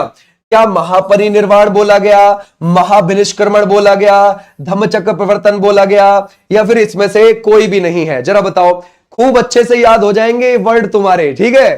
तो ये कौन सा है? महाविनिष्क्रमण बोला गया है। हमारा राइट आंसर हो जाएगा ये वाले बच्चे, बिल्कुल ठीक है, शाबाश। बोलता है गौतम बुद्ध को एक देवता का स्थान किस राजा के युग में प्राप्त हुआ था? जरा बताओ, एक देवता के रूप में पूजने लगे थे लोग उनको। जरा बताओ क्या लगाओगे? अशोक है, हर्ष है, कनिष्क है, या फिर चंद्रगुप्त विक्रमादित्य है? बौद्ध धर्म का जो प्रचार प्रसार हुआ उसमें सबसे बड़ी बात यह थी कि उसे समय समय पर बड़े राजा मिले, समझ गए? जैसे कि आप देखोगे अजात शत्रु मिले, कालाशोक जैसे मिले, अशोक जैसे मिले, है ना, कनिष्क जैसे मिले, बड़े बड़े राजा उसको मिलते चले गए। समझ गए? तो हमारा राइट आंसर कौन सा हो जाएगा? कनिष्क के समय पर। क्लियर हो जाएगा? कनिष्क के समय पर। कनिष्क जो था उसने 78 ईस्वी में उसका राज्यारोहण हुआ, तभी से हमारा शक संवत, शक कैलेंडर माना जाता है, तभी से हमारा शक कैलेंडर भी शुरू हुआ था जब उसका राज्याभिषेक हुआ।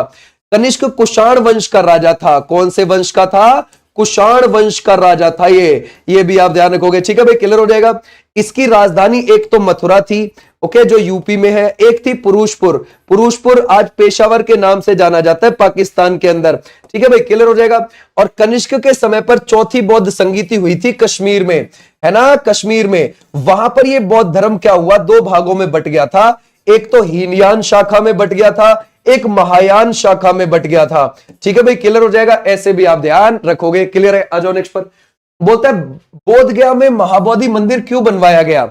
जो आप बिहार में गया जी जिले के अंदर बोध गया में देखते हो महाबोधि मंदिर, वो क्यों बनवाया गया? क्या कारण है?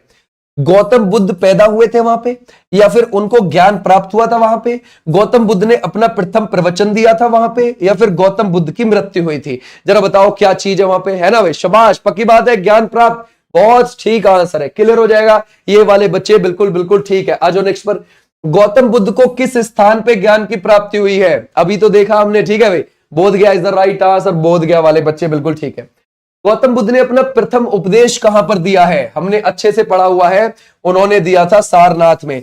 5 ब्राह्मणों को अपना पहला पहला उपदेश दिया था। अच्छा एक बात बताओगे, भगवान बुद्ध को जो अंगुलीमाल डाकू मिला था वो उनकी ज्ञान की प्राप्ति के कौन से वे वर्ष मिला था? ये बताओ। अंगुलीमाल डाकू, ठीक है भाई, जो लोगों की उंगली काटता था और गले में डाल लेता था, समझ गए? उसको भी समझा दिया था इन्होंने। समझ गए? बोलता है गौतम बुद्ध ने प्रथम उपदेश किसे दिया है? जरा बताओ क्या लगाओगे? यशोधरा को, जमाली को, या फिर आप लगाओगे 5 लोगों के समूह को, या फिर राहुल को? जरा बताओ। शाबाश, बहुत अच्छे। ये कौन सा हो जाएगा? पक्की बात है 5 लोगों के समूह is the right answer. Yes, 5 लोगों का समूह is the right answer. Okay भाई, क्लियर हो जाएगा। ये वाले बच्चे बिल्कुल बिल्कुल ठीक है। शाबाश भाई। बोलता है गौतम बुद्ध की मृत्यु कहां पर हुई है? ये कहां पर हुई है? ये तो कुशीनगर में हुई है। ठीक है भाई, ध्यान रखोगे। अंतिम उपदेश भी वहीं पर दिया था इन्होंने, अंतिम उपदेश भी वहीं पर दिया था इन्होंने। क्लियर हो जाएगा। आ जाओ नेक्स्ट पर। बोलता है बौद्ध ग्रंथ में गौतम बुद्ध को ज्ञान प्राप्ति की घटना को क्या कहा जाता है? जरा बताओ क्या बोला जाता है ज्ञान प्राप्ति की घटना को? क्या बोलोगे आप इसमें से? महापरिनिर्वाण बोला जाता है, धम्मचक्र प्रवर्तन बोला जाता है, महाविनिष्क्रमण बोला जाता है, या फिर इनमें से कुछ नहीं बोला जाता है? जरा बताओ। उनको जो ज्ञान प्राप्ति की घटना है उसको क्या बोला जाता है? महापरिनिर्वाण, उनकी मृत्यु, ठीक है भाई, और धम्मचक्र प्रवर्तन पहला उपदेश, महाविनिष्क्रमण जब उन्होंने घर त्यागा था, है ना? तो D is the right answer, इसमें से कुछ भी नहीं। ठीक है भाई, डी होगा। कहां कंफ्यूज हो रहे हो? तारों के मतलब तो बता दिए, तो डी आंसर बचा ना हमारे पास। आ जाओ अब नेक्स्ट पर। अब आते हैं अपनी जीएस की ओर। हमने 3 टॉपिक वाइज कर ली हैं चीजें, अब अपनी जीएस की ओर चलते हैं डेली बेसिस पर, जैसे जीएस पढ़ते हैं हम। ठीक है भाई, चलो फटाफट।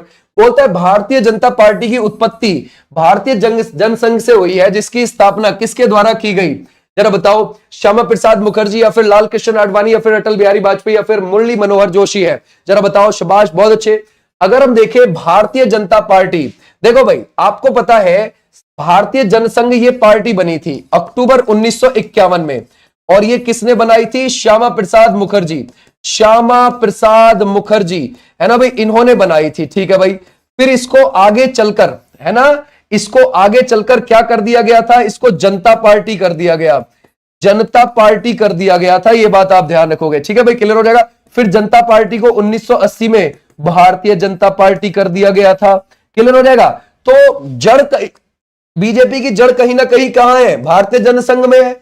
और वो किसने बनाई है? श्यामा प्रसाद मुखर्जी ने बनाई है। कब? 1951 में बनाई है। ठीक है भाई, आ जाओ नेक्स्ट पर। और ये जो 1980 में हुई है, ये अटल बिहारी वाजपेयी जी और लाल कृष्ण आडवाणी जी दोनों ने करी है। ठीक है भाई, बीजेपी, ऐसे आप ध्यान रखोगे। आ जाओ भी नेक्स्ट पर।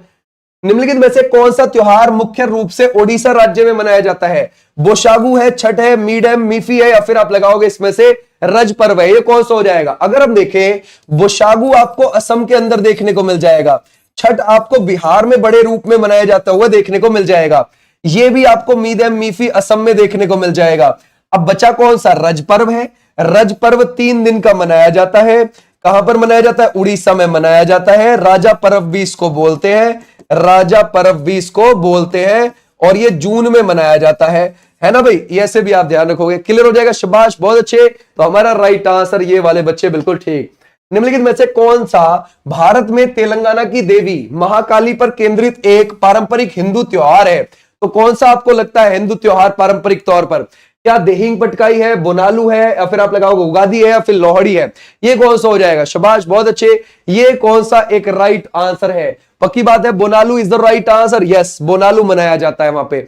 बथुकम्मा भी मनाया जाता है वहां पे, बथुकम्मा ये भी मनाया जाता है। क्लियर हो जाएगा, शाबाश। आ जाओ भी नेक्स्ट पर। बोलता है विश्व में सबसे उम्रदराज रनर फौजा सिंह का निधन हो गया, वह कितने वर्ष के थे? जरा बताओ, 100 के थे, 111 या फिर 114 या फिर 112 के लगाओगे? किसकी बात कर रहे हैं हम? फौजा सिंह की बात कर रहे हैं। जरा बताओ क्या लगाओगे, है ना भाई? शाबाश, बहुत अच्छे, फौजा सिंह। और अगर आप देखोगे मैराथन होती है 42.195 किलोमीटर की, वो भी इन्होंने दौड़ी हुई है, समझ गए? अब जरा बताओ क्या लगाओगे? विश्व के सबसे उम्रदराज मैराथन है रनर फौजा सिंह, उनका निधन हो गया, क्या लगाओगे इसमें से? शाबाश, बहुत अच्छे, है ना भाई? बहुत बहुत बढ़िया आंसर कर रहे हो कई सारे बच्चे, बिल्कुल बिल्कुल ठीक है। 114। अब इनकी थोड़ी सी कहानी सुनना आप। 114 वर्ष, ठीक है, ओके। क्या था, 1992 में इनकी पत्नी की मृत्यु हो जाती है। इनकी पत्नी की क्या हो जाती है? मृत्यु। ठीक है भाई, क्लियर हो जाएगा, ठीक है, ओके। उसके बाद क्या हुआ? 1994 जाती है इनके की, समझ गए भाई? छोटे बेटे की इनके की मृत्यु हो गई। उसके बाद ये क्या काम करते हैं? 1994 में ही कहां पर चले जाते हैं? ये चले जाते हैं, है ना, अपने छोटे बेटे के पास। कहां? लंदन चले जाते हैं। और ये 89 वर्ष की उम्र में दौड़ना शुरू करते हैं। कब शुरू करते हैं ये? 89 वर्ष की उम्र में दौड़ना शुरू, ठीक है भाई, ध्यान रखोगे। उसके बाद ये दौड़ते दौड़ते बहुत सारे रिकॉर्ड बनाते हैं कंटिन्यूअसली, ठीक है भाई। और ये मैराथन भी दौड़ते हैं। और अभी क्या था, ये कुछ टाइम पहले पंजाब में ही अपने घर से बाहर घूम रहे थे बस, तो एक ट्रक वाला आके इनको हल्की सी चोट मार गया, इनकी तब जाके डेथ हो गई 114 वर्ष की उम्र में, ठीक है भाई। तो ऐसे भी आप ध्यान रखोगे। क्या नाम है इनका? Runner Fauja Singh is the right answer. आ जाओ भी नेक्स्ट पर। नेक्स्ट क्या लगाओगे? बोलता है कुमारी कमला को 1970 में पद्मा भूषण से सम्मानित किया गया, उन्हें किस शास्त्रीय नृत्य शैली के लिए मान्यता प्राप्त थी? जरा बताओ क्या लगाओगे, है ना भाई? शाबाश, बहुत अच्छे कर से। पता है जब ये फौजा सिंह थे तो बचपन में इनकी टांगे बहुत पतली थी, लोग इन्हें डंडा कहकर बुलाते थे, तो इनको बहुत गुस्सा आता था। तो बोले कि अब इन डंडों से ऐसा दौड़ के दिखाऊंगा जो याद रखो आप, समझ गए? और साल 2000 में लंदन के अंदर इन्होंने मैराथन दौड़ी, समझ गए, और जीत गए। उम्र दराज थे, जीत गए, समझ गए?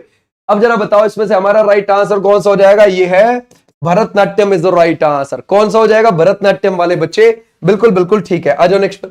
केंद्र सरकार ने security and exchange board of India SEBI का नया चेयरमैन किसे नियुक्त किया है? जरा बताओ किसको नियुक्त किया है? अगर हम देखें ये कौन सा है? अजय त्यागी है, या फिर आप लगाओगे राकेश पासवान है, या फिर तुहिन कांत पांडे है, या फिर अजय कुमार वर्मा है? सर अगर हम सेबी की बात करें तो सेबी जो बना है ना, सेबी बना है ना, अगर आप देखोगे 1988 में बना है, और ये 12 अप्रैल को इसकी स्थापना हुई है, और हेडक्वार्टर इसका मुंबई के अंदर है। और इसके जो अध्यक्ष हैं पहले माधुरीपुरी बुच थी, आरोप लगे थे कि वो अडानी के साथ मिली हुई थी कुछ, तो फिर कौन आ गए? तुहिन कांत पांडे आ गए, ठीक है भाई। तो ऐसे आप ध्यान रखोगे। 1992 में क्या हुआ कि इसको जो सेबी है इसको वैधानिक दर्जा दिया गया, संसद में कानून बना के, ठीक है भाई।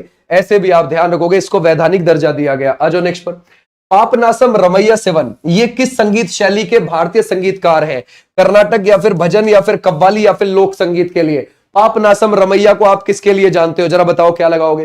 पापनासम रमैया सेवन का संबंध है कर्नाटक संगीत से, जो कि दक्षिण भारत में चलता है, दक्षिण भारत में चलता है। और पुरंदर दास इसके जनक माने जाते हैं। पुरंदर दास जो है वो क्या है? इसके फादर हैं, इसके जनक हैं कर्नाटक संगीत के। 4,75,000 संगीतों की उन्होंने रचना करी है, समझ गए भाई? क्लियर हो जाएगा। ऐसे भी आप ध्यान रख सकते हो, शाबाश, बहुत अच्छे।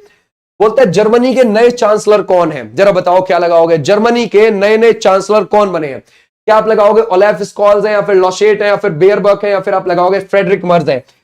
जर्मनी के नए चांसलर, तो हमारा राइट आंसर हो जाएगा Friedrich Merz is the right. Okay भाई, क्लियर हो जाएगा। जर्मनी के नए चांसलर ओलेफ नहीं है भाई, गड़बड़ हो जाएगी, ओलेफ के बाद फ्रेडरिक आ गए हैं, ठीक है भाई। आ जाओ नेक्स्ट पर।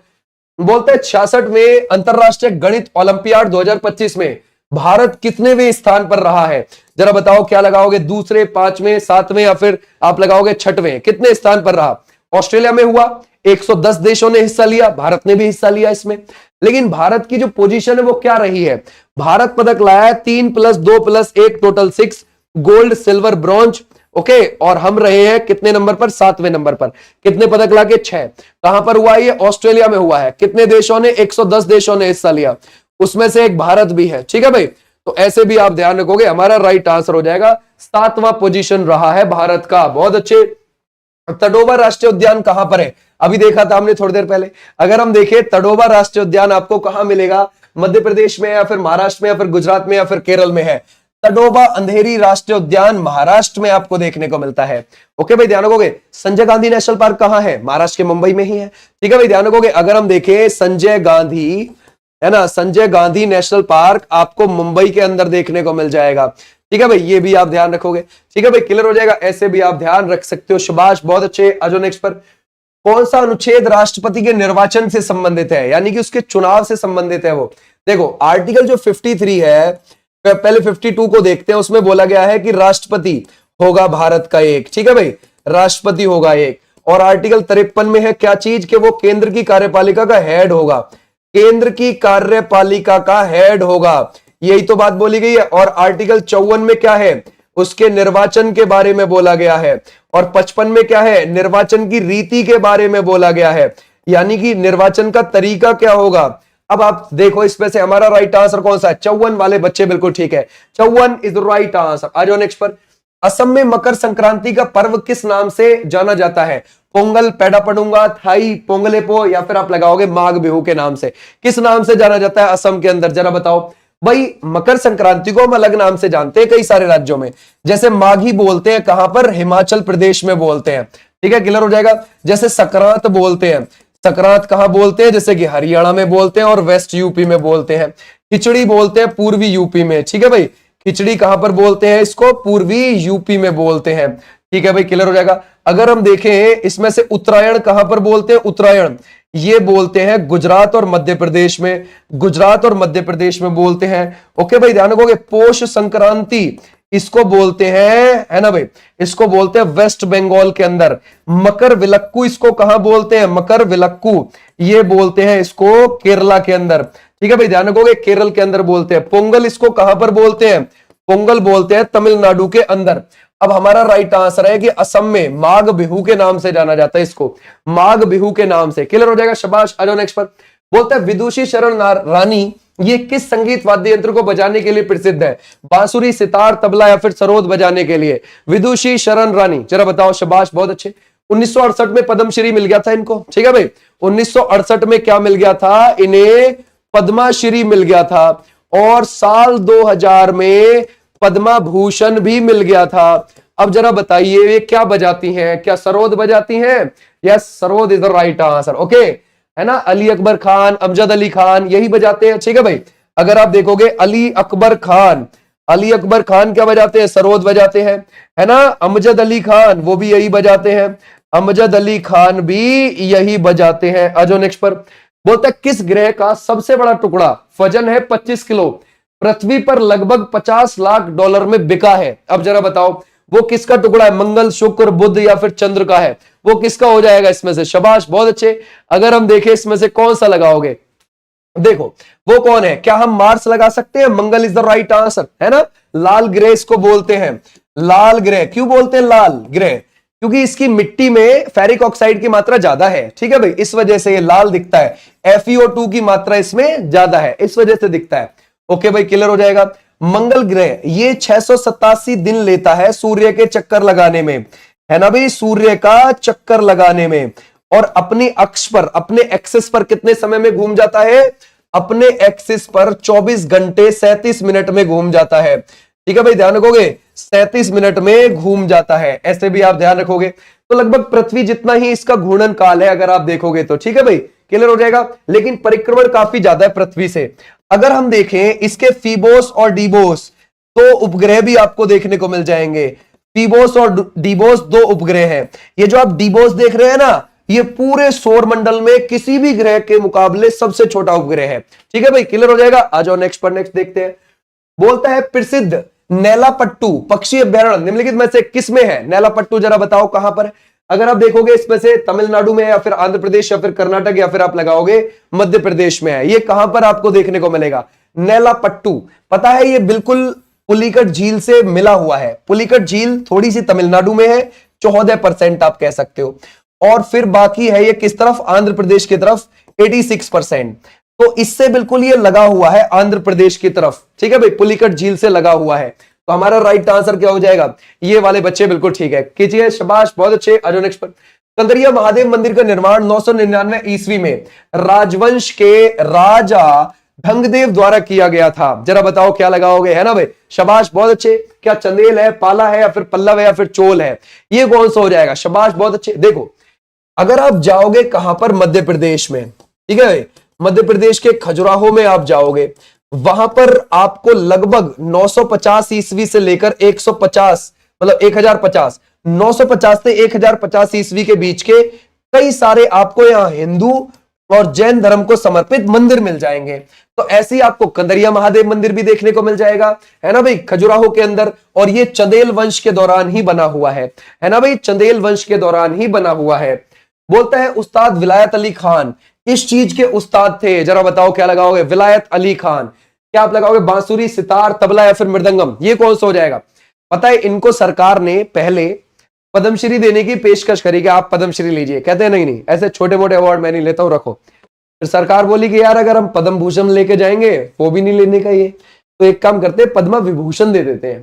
सरकार ने पद्मा विभूषण देने के लिए बोला नहीं चाहिए, रखो, ठीक है भाई। तो इन्होंने वो अवार्ड्स नहीं लिए, तो फिर सरकार ने इनको क्या दिया अवार्ड? एक नया अवार्ड बनाया, आफ्ताब ए सितार, वो दिया इनको, ठीक है भाई, ध्यान रखोगे। कौन सा दिया? आफ्ताब ए सितार का पुरस्कार इनको दिया, ठीक है भाई, क्लियर हो जाएगा। तो हमारा राइट आंसर क्या हो जाएगा? क्या लगाएंगे? Sitar is the right answer, विलायत अली खान को, क्लियर हो जाएगा, शाबाश। आ जाओ नेक्स्ट पर। बोलते हैं पंजाब की राज्य सरकार ने राज्य के सभी स्कूलों में किस भाषा को मुख्य और अनिवार्य विषय के रूप में पढ़ाना अनिवार्य किया? जरा बताओ क्या लगाओगे इसमें से? उर्दू है, या फिर आप लगाओगे हिंदी है, पंजाबी है, या फिर आप लगाओगे संस्कृत है? तो हमारा राइट आंसर कौन सा हो जाएगा इसमें से? Punjabi is the right answer. Punjabi compulsory है वहां पर स्कूलों में, गवर्नमेंट में तो है ही है, अगर प्राइवेट वाले नहीं इसको लागू करेंगे तो उनके ऊपर जुर्माना लगेगा, ठीक है। और बच्चे के रिजल्ट में पंजाबी भाषा होनी चाहिए, वरना उसका रिजल्ट मान्य ही नहीं होगा, समझ गए? आ जाओ नेक्स्ट पर। बोलता है निम्नलिखित में से कौन मुगल सम्राट शाहजहां का पुत्र था? जरा बताओ क्या लगाओगे इसमें से? कौन था शाहजहां का बेटा? जरा बताओ इसमें से। अगर हम देखें शाहजहां जो है वो 1627 से 1658 के बीच में गद्दी पे बैठा। उसका जो बड़ा बेटा था वो दारा शिकोह था, है ना, दारा शिकोह, जिसको वो शासक बनाना चाहता था। दारा शिकोह को, बहुत सीधा बंदा था इसका, ठीक है भाई। लेकिन दारा शिकोह को नहीं बैठने दिया गद्दी पे, किसने? औरंगजेब ने। औरंगजेब भी तो शाहजहां का ही था। तो औरंगजेब आगे चलकर 1658 से लेकर 1707 के बीच में गद्दी पर बैठा। दिल्ली सल्तनत में अगर किसी का 2 बार राज्याभिषेक हुआ तो वो कौन था? फिरोज शाह तुगलक।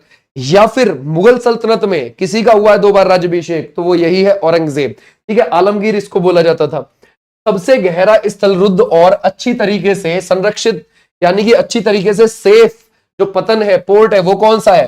कांडला है, मुंबई है, विशाखापट्टनम है, या फिर पारादीप है? तो आपको क्या लगता है? हमारे भारत में 13 बड़े बंदरगाह है, मेजर पोर्ट यानी कि मुख्य बंदरगाह, 200 माइनर पोर्ट है यानी कि छोटे बंदरगाह।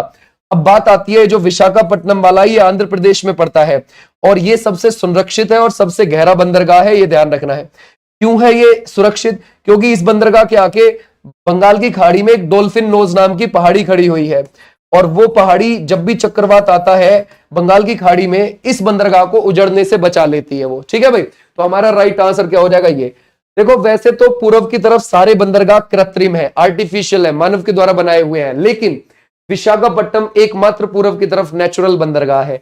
नेचुरल पोर्ट सारे इधर पड़ते हैं पश्चिम की ओर। आज भी नेक्स्ट पर। निम्नलिखित में से कौन सा राज्य है 3 पड़ोसी देशों के साथ अपनी सीमा साझा करता है?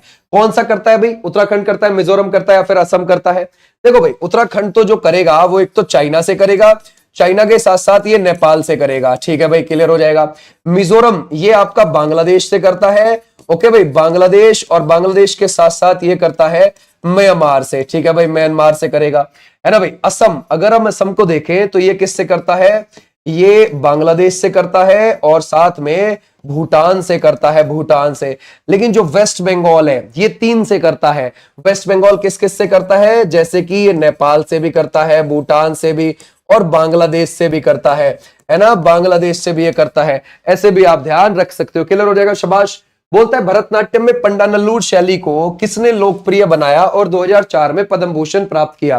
पंडानल्लूर शैली चलती है भरतनाट्यम में, ठीक है, उसको फेमस किसने करा था? क्या कुमारी कमला ने? नहीं, कुमारी कमला ने तो वुजवुर शैली को फेमस किया था। कौन सी? वुजवुर शैली। और वुजवुर शैली किस में आती है? भरतनाट्यम में ही आती है।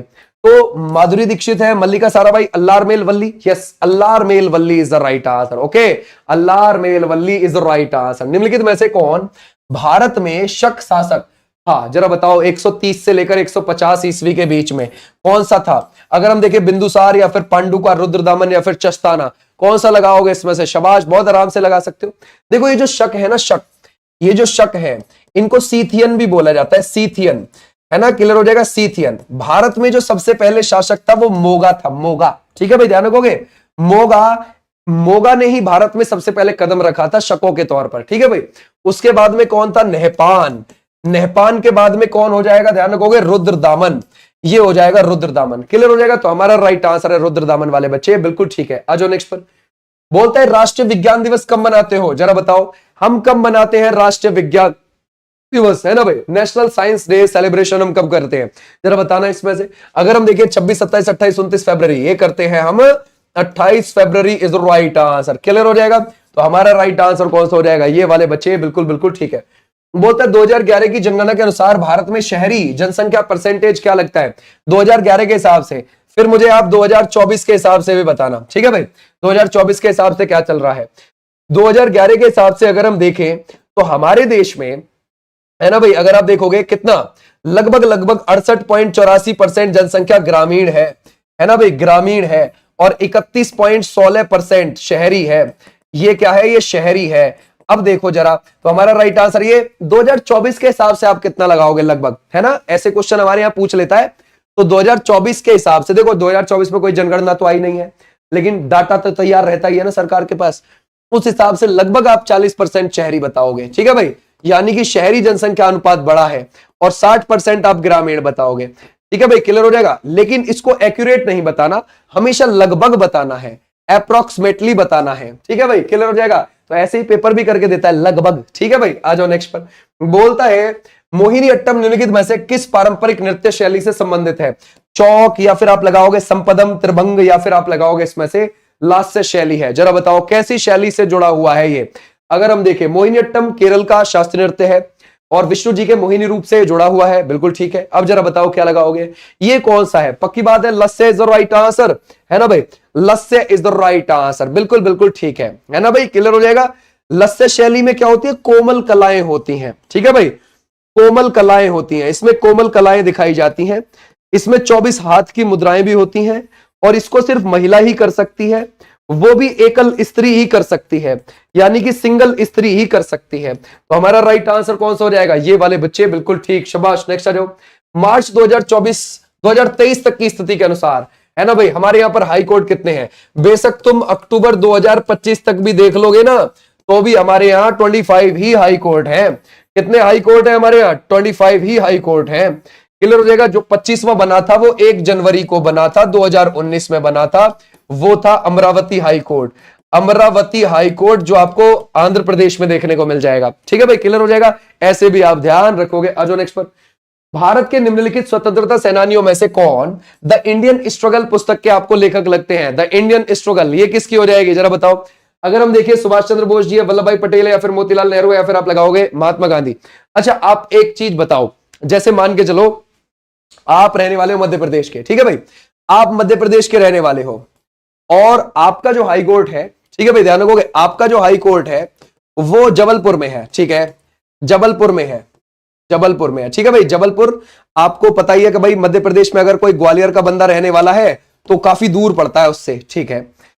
अब आप अपना मुकदमा लड़ने के लिए क्या दिल्ली के हाई कोर्ट की तरफ जा सकते हो? ये बताओ मुझे, है ना, क्या आप दिल्ली के हाई कोर्ट में अपना मुकदमा ले जा सकते हो, या फिर आप वही मध्य प्रदेश के ही में ही जाओगे?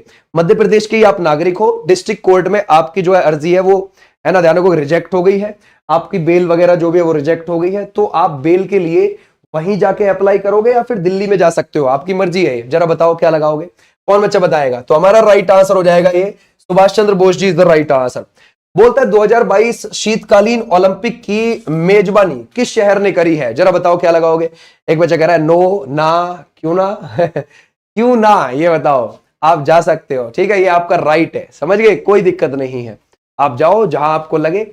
अगर हम देखें 2022 शीतकालीन ओलंपिक की मेजबानी किस शहर ने की है, ये कौन सा है, मिलन है या फिर आप लगाओगे टोक्यो है, बीजिंग है या फिर आप लगाओगे मेलबर्न है, ये कौन सा हो जाएगा। शाबाश, बहुत अच्छे, कर सकते हैं, है ना भाई, पक्की बात है, क्या बीजिंग लगा सकते हैं, है ना भाई। तो हमारा राइट आंसर है बीजिंग। 2022 में बीजिंग में ही हुई थी, चाइना में ही हुई थी, क्लियर हो जाएगा, चाइना में ही हुई थी, क्लियर हो जाएगा, शाबाश, बहुत अच्छे।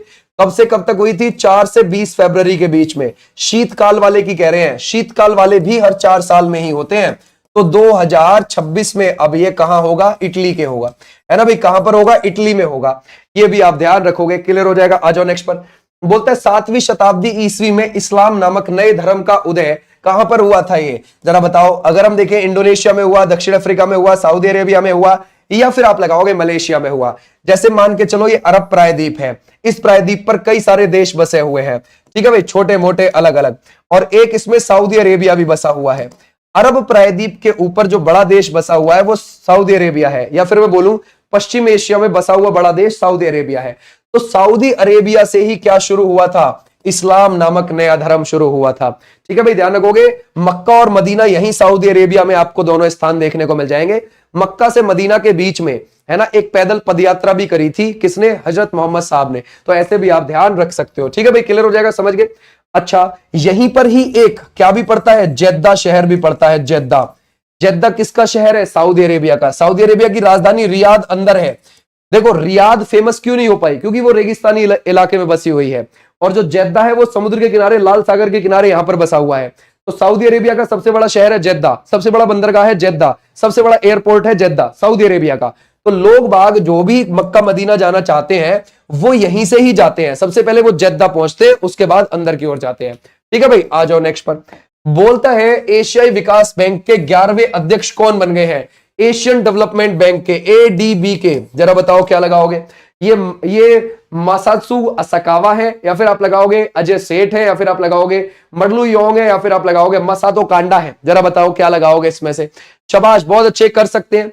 आज तक जितने भी अध्यक्ष बने सब जापान से उसके, ठीक है भाई, सारे के सारे जापान के हैं, जरा बताओ क्या लगाओगे इसमें से। तो हमारा राइट आंसर है Masato Kanda is the right answer, D. Okay भाई, ध्यान रखोगे, जापान से ही है ये भी आप ध्यान रखना। 19 दिसंबर 1966 को ये बना था एशियन डेवलपमेंट बैंक। फिलीपींस में आपको इसका हेडक्वार्टर देखने को मिल जाएगा, फिलीपींस में, ठीक है भाई, फिलीपींस के मनीला में आपको इसका हेडक्वार्टर देखने को मिल जाएगा। इसके सदस्य कितने हैं, 69, और 69वां कौन बना है, इजराइल बना है, इजराइल बना है। ओके भाई, आ जाओ नेक्स्ट पर। बोलता है 40 वर्ष की आयु में किस भारतीय फुटबॉल खिलाड़ी ने अंतरराष्ट्रीय फुटबॉल के में आश्चर्यजनक वापसी करी है, मतलब संन्यास लेकर वापस आ गए वो, जरा बताओ क्या लगाओगे। क्या है, जैक्सन सिंह है, या फिर आप लगाओगे बाईचिंग बूटिया है, या फिर संदेश झिंगन है, या फिर सुनील छेत्री लगते हैं आपको, कौन लगते हैं जो वापस आ गए हैं, ठीक है। उन्होंने जून 2024 में संन्यास ले लिया था, जून 2024 में क्या ले लिया था, संन्यास। पता है जब किसी देश में किसी स्पोर्ट में ग्रो नहीं हो रहा होता है तो वहां के जो प्लेयर हैं उनको लंबे समय तक सर्विस देनी ही चाहिए, समझ गए। जैसे अगर आप देखो बांग्लादेश में जो क्रिकेट है वो धीरे धीरे धीरे धीरे करके चल रहा है, और वहां के जो प्लेयर्स हैं वो अपनी एज बहुत कम करके लिखवाते हैं, है ना, तो बहुत बूढ़े भी हो जाते हैं तो भी वो खेलते रहते हैं, और खेलते भी रहना चाहिए ऐसे देश में जहां पर स्पोर्ट वो वाला जो वो चाहते हैं स्लो है, तो तभी वो ऊपर आएगा, जल्दी संन्यास लेके नहीं भगना चाहिए, समझ गए। तो हमारा राइट आंसर कौन सा हो जाएगा, Sunil Chhetri is the right answer. हमारे यहाँ फुटबॉल अभी बहुत पीछे है, तो हमको आगे करने के लिए लगभग अभी 20-22 साल लगेंगे कम से कम, अगर हम अब भी लगेंगे तो। बोलता है यूएसए ने किस बम वर्षक विमान से ईरान के कौन कौन से एरिया पर, फोर्डो, नतांज और इस्फहान, इन 3 क्षेत्रों पर, परमाणु संयंत्रों पर, वो परमाणु बना रहा था परमाणु बम, तो वहां पर हमला किया है ताकि ईरान ना बनाए परमाणु बम। ओके भाई, जो अंतरराष्ट्रीय मीडिया में चर्चा रहा, जरा बताओ B2 है या फिर B1 है, TU-160 है या फिर H6 है, किस बम वर्षक विमान से ये सब उसने बरसाया है, जरा बताओ। शाबाश, बहुत अच्छे, कर सकते हैं हमें ना भाई। तो हमारा right answer B2 is the right answer, yes. B2 is the right answer. शाबाश, बहुत अच्छे। B2 से कब बरसाए थे? जून में बरसाए थे। जून 2025 में बरसाए थे ईरान के ऊपर। आ जाओ भाई नेक्स्ट पर। अमेरिका ने बोलता है खुबा केशकई एक प्रकार का गीत है जो ताली बजाकर गाया जाता है। यह किस राज्य में गाया जाता है? बिहार में, कर्नाटक में, या फिर आप लगाओगे मणिपुर में, या फिर आप लगाओगे ओडिशा में है। ये कौन सा हो जाएगा? शाबाश, बहुत अच्छे। कहां पर गाया जाता है ये? खुबा केशकई, है ना भाई, ताली बजाकर। तो हमारा राइट आंसर कौन सा हो जाएगा? क्या हम मणिपुर लगा सकते हैं? यस, मणिपुर में ज्यादातर, ध्यान रखोगे, मणिपुर में जो आपको ज्यादातर देखने को मिलेंगे वो मैतई। ठीक है भाई, ध्यान रखोगे, मैतई समुदाय के लोग देखने को मिलेंगे। आ जाओ नेक्स्ट पर। शुंगों द्वारा प्रयुक्त लिपि ब्रह्मी का एक रूप थी। ठीक है भाई, देखो शुंगों के द्वारा एक लिपि यूज की जाती थी। ठीक है, वो ब्रह्मी का ही एक रूप थी। ओके, और ब्रह्मी जो यूज होती थी ज्यादातर वो किसके? भाई वो यूज होती थी मौर्य काल में। ठीक है, मौर्य के बाद शुंग ही आए थे। शुंगों के द्वारा प्रयुक्त ब्रह्मी जो ये लिपि है, ब्रह्मी लिपि की एक रूप थी और इसका प्रयोग भाषा लिखने के लिए किया जाता था। कौन सी भाषा लिखने के लिए करते थे उस लिपि का प्रयोग? शुंग वाले। जरा बताओ क्या लगाओगे, है ना? शाबाश, बहुत अच्छे, कर सकते हैं। तो हमारा राइट आंसर कौन सा हो जाएगा? पक्की बात है, सोच लेना। संस्कृत, संस्कृत इज एक करा अंग्रेजी। अच्छा, तो वो शुंगों से ही सीख के गए हैं ये जो अंग्रेज गए हैं, अब पता चला है ना भाई? क्लियर है? क्या बात है। पुष्यमित्र शुंग की मूर्ति लग रही होगी उधर, है ना? चलो बढ़िया बात है। तो हमारा राइट आंसर कौन सा हो जाएगा? Sanskrit is the right answer. बोलता है गूगल सर्च इंजन किस वर्ष लॉन्च किया गया था? 1998, 1997, 1996 या फिर 1995? जरा बताओ। शाबाश, बहुत अच्छे। अगर हम देखें गूगल सर्च इंजन, ये जरा बताओ ये कब लॉन्च किया गया है? शाबाश, बहुत अच्छे। ये किया गया है 4 सितंबर 1998 को और ये यूएसए की कंपनी है। लैरी पेज और सर्जी बिन इसके, है ना भाई, फाउंडर हैं। कौन हो जाएंगे? लैरी पेज और सर्जे बिन, है ना, इसके फाउंडर हो जाएंगे। तो ऐसे भी आप ध्यान रखोगे, हमारा राइट आंसर हो जाएगा। ये वाले बच्चे बिल्कुल ठीक है। शाबाश, बहुत अच्छे। आज भी नेक्स्ट पर। बोलता है निम्नलिखित में से कौन डेमोक्रेट्स एंड डिसेंटर्स पुस्तक के आपको लेखक लगते हैं? कौन हो जाएंगे इसमें से? अगर हम देखें अरुण शौरी है या फिर नलिनी सिंह है या फिर गुरचरण दास है, रामचंद्र गुहा हो जाएंगे। तो हमारा राइट आंसर कौन सा है? क्या आप लगा सकते हो इसमें से? Ramachandra Guha is the right answer, है ना भाई? रामचंद्र गुहा वाले बच्चे बिल्कुल ठीक है। बोलता है ब्रह्मपुत्र नदी का उद्गम कहां से होता है? ब्रह्मपुत्र नदी लगभग 2900 किलोमीटर बहती है और इसका जो ओरिजिन है वो कहां से है? वो है चेमड्यूंग ग्लेशियर के पास से। ठीक है भाई, ध्यान रखोगे, चेमड्यूंग ग्लेशियर के पास से है और ये तिब्बत से है। निकलने के बाद ऐसे तिब्बत में बहेगी पूर्व की ओर और आगे जाके नामचा बारवा पर्वत आ जाएगा तिब्बत में ही, वहां से एकदम मुड़ जाती है, यू टर्न ले लेती है और फिर भारत के अरुणाचल प्रदेश में यंगयाप दर्रा से आ जाती है प्रवेश करती हुई। अरुणाचल प्रदेश में आएगी, फिर असम में आएगी, फिर बांग्लादेश में और फिर कहां चली जाएगी? बंगाल की खाड़ी में इसका पानी ये जाकर गिर जाएगा। लगभग 2900 किलोमीटर इसकी लंबाई है। कैलाश श्रेणी का चेमड्यूंग ग्लेशियर से निकलती है। तो B is the right answer. Okay भाई, क्लियर हो जाएगा। इसको सापो बोलते हैं कहां पर? इसको सापो बोलते हैं तिब्बत में, है ना। इसको दिहांग कहां पर बोलते हैं? अरुणाचल प्रदेश में। इसको ब्रह्मपुत्र कहां पर बोलते हैं? असम में। इसको अगर आप देखोगे, इसको जमुना कहां पर बोलते हैं? वो बोलते हैं जमुना, बांग्लादेश के लोग। ठीक है भाई, आज नेक्स्ट पर। पीएम मोदी ने किस राज्य में स्थित फैक्ट्री से अफ्रीकी देश गिनी गणराज्य के लिए भारत के पहले लोकोमोटिव इंजन जून 2025 में हरी झंडी दिखाई है? जरा बताओ क्या लगाओगे? उत्तर प्रदेश है, राजस्थान है, या फिर आप लगाओगे बिहार है, या फिर झारखंड है? जरा बताइए इसमें से क्या लगाओगे? शाबाश, बहुत अच्छे। ये कौन सा हो जाएगा? जरा बताओ किस राज्य में स्थित है? कौन बच्चा बताएगा? शाबाश, बहुत अच्छे। ये कौन सा है इसमें से? क्या ये बिहार के अंदर है? Bihar is the right answer. Bihar के सारण में, बिहार के सारण में ये बना है और ये 4500 हॉर्स पावर इसकी पावर है। याद रखोगे इसकी पावर कितनी है? 4500 हॉर्स पावर। ओके भाई, क्लियर हो जाएगा। अब क्या है कि ये हमने किस देश के लिए बनाया है? गिनी गणराज्य, है ना। गिनी गणराज्य कब पहुंच जाएगा? 2028 में पहुंच जाएगा। ठीक है भाई, क्लियर हो जाएगा। देखो वहां पर कब पहुंचेगा, कब वहां उद्घाटन होगा, है हमने बनाया है, हम उद्घाटन करेंगे। ठीक है, make in India, make in India project के तहत ये भारत में बना है, समझिए। अब देखो गिनी गणराज्य वालों ने हमसे मांगा कि भाई इंजन बना के दो आप। ठीक है भाई, तो बोले ठीक है। हम भी भाई पहली बार प्रोजेक्ट तैयार कर रहे हैं, हमें भी इतना एक्सपीरियंस नहीं है, कैसे चलेगा कैसे नहीं भाई देख लेते हैं। तो हमने मेक इन इंडिया प्रोजेक्ट के तहत बना दिया। हमारे प्रधानमंत्री जी बोले चलो बन गया है, अच्छी बात है, हम ही उद्घाटन कर देंगे इसका, वहां तो चलता रहेगा। आ जाओ भाई नेक्स्ट। बोलता है 2017 में भारत में वित्त मंत्री ये किस तारीख को देश के लिए केंद्रीय बजट पेश कर रहे हैं? जरा बताओ क्या लगाओगे इसमें से? शाबाश। अगर हम देखें 1 फरवरी है, 1 अगस्त है, या फिर 1 जनवरी, या फिर आप लगाओगे 1 अक्टूबर है। अगर हम देखें 2017 से हमारा 1 फरवरी को आता है हमेशा, ध्यान रखोगे बजट, तो हमारा राइट आंसर क्या हो जाएगा? ये वाले बच्चे बिल्कुल बिल्कुल ठीक है, क्लियर हो जाएगा, शाबाश। और किसने 1 फरवरी से पेश किया था? ये यहां पर अरुण जेटली, उस समय पर हमारे वित्त मंत्री थे ये। अभी तो निर्मला ताई है, और निर्मला ताई ने 8 बार बजट पेश कर दिया है अपने खुद का, ठीक है भाई। तो ऐसे भी आप ध्यान रख सकते हो। आज नेक्स्ट पर बोलता है पेरिस डायमंड लीग 2025 का खिताब किस भारतीय खिलाड़ी ने जीत लिया है? जरा बताओ पेरिस डायमंड लीग के बारे में कौन बताएगा? नीरज यादव है, या फिर आप लगाओगे सचिन यादव है, या फिर आप लगाओगे इसमें से नहीं नीरज चोपड़ा है, या फिर सचिन यादव है, या फिर आप लगाओगे रोहित यादव, या फिर साहिल सिलवाल है। ये कौन हो जाएंगे? जरा बताओ। देखो जो ये डायमंड लीग होती है ना, हर साल अलग अलग देश में मई से सितंबर के बीच में खेली जाती है। मई से सितंबर के बीच में खेली जाती है हर साल। जो डायमंड लीग है ये अलग अलग देश में होती हैं, समझ गए? दुबई में भी होती है, स्विट्जरलैंड में भी होती है, उसके अलावा भी कंट्रीज है बहुत सारे। तो हमारा राइट आंसर हो जाएगा पेरिस वाली जो जीत ली है वो नीरज चोपड़ा ने जीत ली है, ठीक है भाई। नीरज चोपड़ा अगर आप देखोगे 2000 है ना, 2020 वाला जो ओलंपिक था उसमें गोल्ड लाए थे, जो 2021 में जापान के टोक्यो में खेला गया, और 2024 में जब पेरिस में ओलंपिक हुआ तो उसमें फिर से सिल्वर लाए। तो ओलंपिक में 2 बार पदक ला रखे हैं ये, ठीक है भाई। और इनको अभी है ना टेरिटोरियल आर्मी टीए के अंदर लेफ्टिनेंट कर्नल का पद इनको दिया गया है।